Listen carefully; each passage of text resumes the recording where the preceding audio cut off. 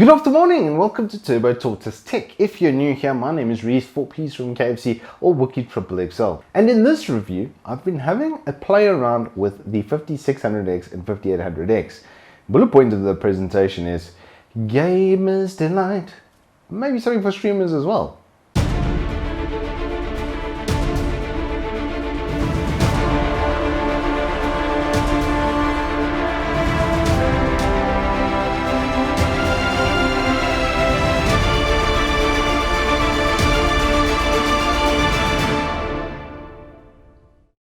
I think we need to start off with paying some homage to Auntie Lisa and Team AMD, because they've taken an entire industry's lackadaisical nature and put it to work. It made everybody wake up and start working hard.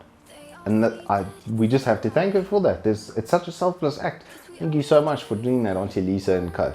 Team AMD, good job. You've done a good job all around. With everything that's coming on GPU with Big Navi, etc.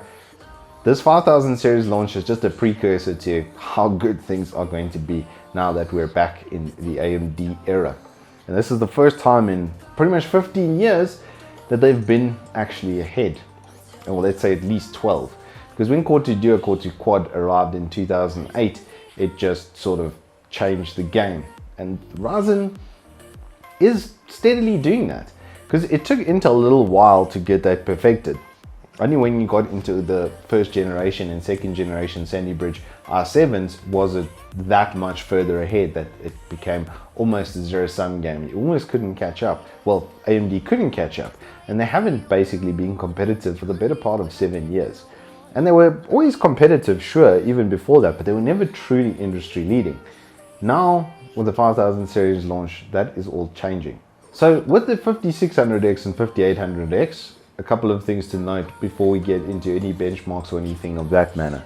The test bench setup is slightly different compared to the 3950X that I'm going to be comparing it to.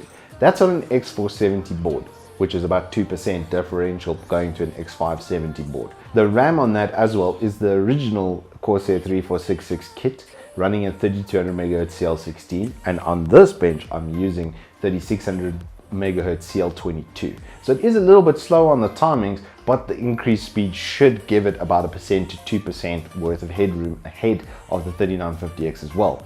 But the GPU is identical. Both of them are using my 2670 Gaming X Super.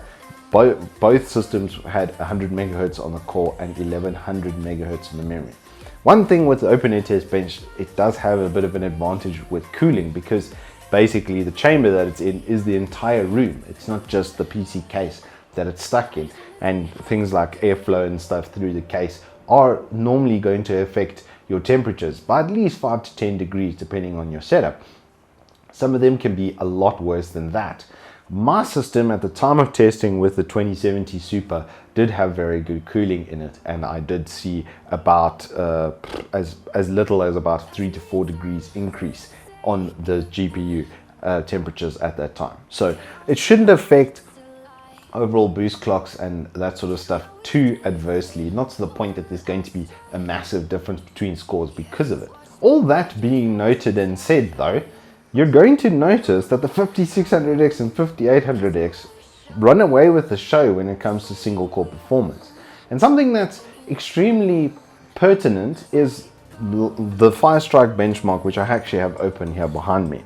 And you won't be able to see it from there, but I'll take a print screen of this window and show you exactly what I'm talking about. The main thing is, for me, is here with the physics test and the combined test scores. They increased so significantly that a 2700X literally gets half of what the 5800X does in the multi-threaded test or the combined test. And that's such an important test because it's doing physics calculations and GPU texture pushing simultaneously. And that's just showing off that new internal restructured design, which I actually went into some length with the 5800 or 5900X and 5950X review at least. And it really is showing some promising results, to the point that the 5600X is now the fourth best gaming processor you can buy. And that's 6,000 Rand in South African money. So instead of having to spend 10,000 Rand on even a 3900 XT or an Intel 10900K, you can now get away with 6,000 Rand. So it's like a 40% discount to get the 4th best gaming chip in the world. And if that wasn't enough, it also has significantly improved multi-threaded processing, to the point that the 5600X actually runs almost toe-to-toe with my 2700X, which is 8-core 16-thread, with the 5600X being 6-core 12-thread. Now their multi-threaded is almost comparable. So you could quite comfortably even stream on a 5600X, especially if you use an RTX GPU. It's actually one of the most unsung uses of that graphics card that I've ever seen. Like with my 2070, for instance, I can stream through it on the NVMe codec and literally lose 1% on average performance. So let's say I'm getting 130 frames. When I start streaming, it drops to 127 frame average. That's literally the performance impact that you'll have with that. Now, obviously, it still leans a little bit on the CPU to get some of the encoding support and stuff it needs. Maybe 10 to 15% worth of CPU usage.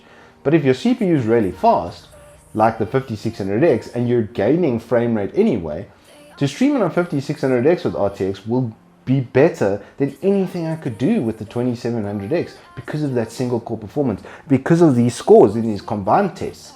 That's literally almost the exact same kind of test, except now it's exacerbated and turned up to 10,000% because 3D Mark things and the physics tests are quite real. They load the CPU to 99%. So effectively we're loading the CPU as hard as we possibly can with physics instructions and then expecting it to do GPU at the same time. And it's actually completely capable of doing both. So having had a look at those benchmark results and even comparing them to each other, what AMD has set up is exactly what I said they were going to do in my 3300X video. This is why you guys should watch more of my content, okay? Because I actually maybe know what I'm talking about from time to time. Sorry, bit of a tooting my own trumpet there, but don't sue me, okay? Because ultimately my goal is to help you make better purchasing decisions. If, for instance, you had bought a 3300X with an A520 or B550 motherboard, you could then sell that chip almost for what you bought it for and then upgrade to a 5600X. That would then unlock all of that potential for you, give you design capable work, give you gaming on the highest level or of the highest levels that you can get to right now. But what I most importantly mentioned in that video on the 3300X and 3100 was how AMD is setting up their scaling. Practically, your single core performance per chip is not varying all that much. It's, yes, the 5600X compared to the 5950X, there is going to be a gap. I'd expect it to be more of a gap when the one costs 6,000, the other one costs 15,000. But that is actually kind of goodwill of AMD, to be very honest with you, because they're allowing you to buy more entry-level CPUs and still get the same single core performance. So now all you have to scale on is how many cores you want for your different workloads. So if you're like me and you're doing a lot of video, etc., more cores the better. Better multi-threaded performance, better render performance, and it just makes my job a lot easier, quicker, smoother, and faster, of course. So if I was scaling into that, I would personally look at a 5900X because 12 core, 24 thread means that I render a lot better. But do I need it necessarily for gaming? Even the 5600X will stream like a breeze. I've met so many people that are using RTX with the 2700X for streaming and have absolutely no issues. I've set up actually a friend of mine on a 2070 Super with the 3700X as his streaming platform, and he's been using it since day one like that and has had absolutely no issues. And the performance knocks are barely noticeable because of that. So this just takes it and just dials it up even further to the point now that, like I said, you can buy a 6,000 Rand CPU, buy yourself an RTX GPU, and then stream through that simultaneously. So with the 5600X and 5800X and 5900X and 5950X, you're literally just looking at how many cores you need to complete the jobs you have on hand. I know guys with 3900 XT builds that are never going to use that amount of cores for gaming. They don't stream, they don't do anything like that. But they bought it because it was the second fastest or third fastest CPU you could buy right now. But like I said, with this setup, you're not limited by that. It's just really good. It's just a really good setup from AMD. I'm just so thrilled and impressed with everything that they've done, and also definitely water cooling. 240 mil rad wherever you go will be great. You can get away with a really big air cooler on the 5600X and 5800X under like this, I saw 60 degrees. Even when I did the pre-build review with the 5600X with a 120mm rad on it, it was sitting at 64 degrees maximum. This was past low 60s for both chips, because yeah, those wattage improvements are quite noticeable. It's not very thirsty, this chip, so they don't get very hot. Oh, how the turns have tables. Anyway, that is all we have time for in this review. If you have enjoyed it, then please do hit us up with a like and subscribe, and I'll see you on the flip side.